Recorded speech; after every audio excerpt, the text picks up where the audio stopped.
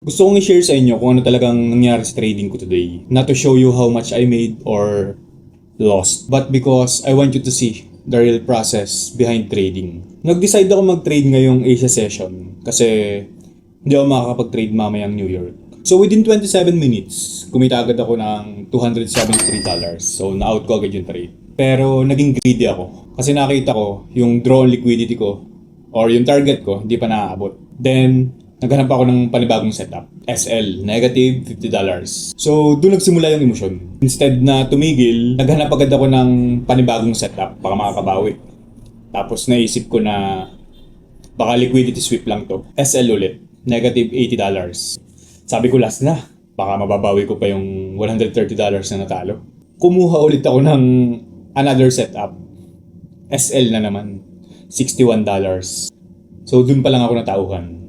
Hindi na market yung problema, ako na. I broke my own rules. So technically, green pa rin naman ako. Pero hindi ko ma-feel yung win, hindi ko ma-feel yung profit. Kasi para sa akin, hindi success ang kumita tapos nilabag ko naman yung sarili kong rules na ako mismo ang gumawa. This lesson, I want to share. Sinasabi ng iba, di ba, na ang trading daw ay 80% psychology and 20% ang strategy, yung mga charting, ganyan. Today, mas naintindihan ko kung bakit. Dahil kahit gaano kagandang setup mo or ang strategy mo, kung hindi mo kayang control ng greed, frustration, at ang urge na bumawi, walang strategy ang makapag-save sa'yo. As I know, I'm still in the process pa rin naman. And right now, hindi bagong strategy ang kailangan ko. Ang kailangan ko ay discipline. Kailangan ko matutong mag-stick sa rules ko. Tanggapin ang loss. At higit sa lahat, matutong mag-walk away, umalis, pagtalo. Kaya may consequence ako sa sarili ko today. Sabi ko na hindi na ako magte-trade bukas. Monday na lang ulit. So bukas, focus muna ako sa ibang bagay, review, reset, then balik ako sa trading Monday. So guys, tandaan nyo, you don't need more trades to make more.